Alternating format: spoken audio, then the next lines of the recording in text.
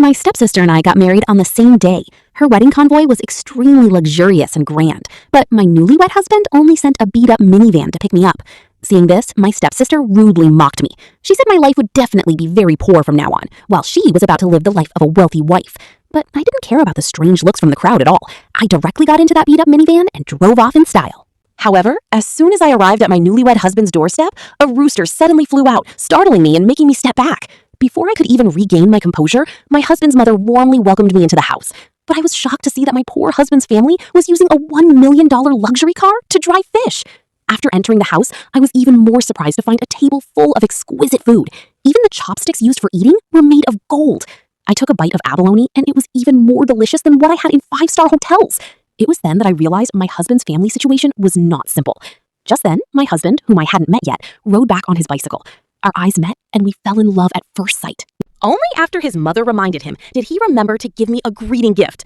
Looking at the fish scales still stuck on the red cloth, I felt a bit awkward. But when I opened it, I found it was a pile of gold jewelry. I was shocked, because how could a fish-selling husband afford so much gold? However, my mother-in-law said her family had been raising fish for generations. Then, my husband took me to the breeding farm. I realized that the farm covered an entire mountain. Only then did I understand that my newlywed husband was actually the largest farmer in the area, and he was about to sign supply contracts with all the restaurants in the city soon. Meanwhile, my stepsister, who had married into a wealthy family as she wished, was not having an easy time simply because the massage pressure wasn't right. She was punished by her mother-in-law to maintain her wealthy life. My stepsister could only swallow her pride and serve her husband's family. Soon, I arrived at the business conference where my husband was going to sign the contract, but my work clothes were completely out of place with the luxurious surroundings. To avoid embarrassment, I went over to get a glass of champagne to taste, but just then, my gold-digging stepsister and her wealthy husband also arrived. I didn't want to deal with her, but she blocked my way. My stepsister mocked me, saying that as a fisherman's wife, I wasn't worthy of attending such a high-end conference. She falsely accused me of coming to steal. To ensure the smooth progress of the upcoming signing event, my stepsister ordered the bodyguards to kick me out. But just then, my husband arrived at the scene in time.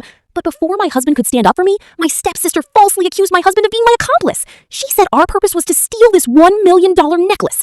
However, no one at the scene knew my husband's true identity. Fortunately, my husband's assistant arrived shortly after. Seeing this, my stepsister immediately went forward to fawn over the assistant. The assistant immediately scolded my arrogant stepsister and loudly declared that my husband was the largest farmer in the area.